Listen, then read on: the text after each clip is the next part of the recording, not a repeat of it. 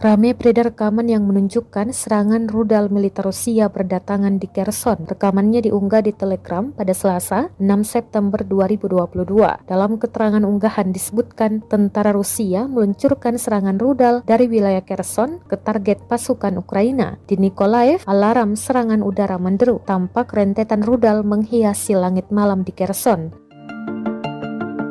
Tidak disebutkan jumlah korban yang berjatuhan akibat serangan tersebut. Rusia merilis secara total 290 pesawat Ukraina dan 152 helikopter, 1.889 kendaraan udara tak berawak, 373 sistem rudal anti pesawat dieliminir sejak awal operasi khusus. Dari kubu Kiev, Kementerian Pertahanan Ukraina merilis 350 tentara Rusia dieliminir dalam 24 jam terakhir. Total 50.150 prajurit Federasi Rusia meninggal sejak awal konflik hingga hari ke-195.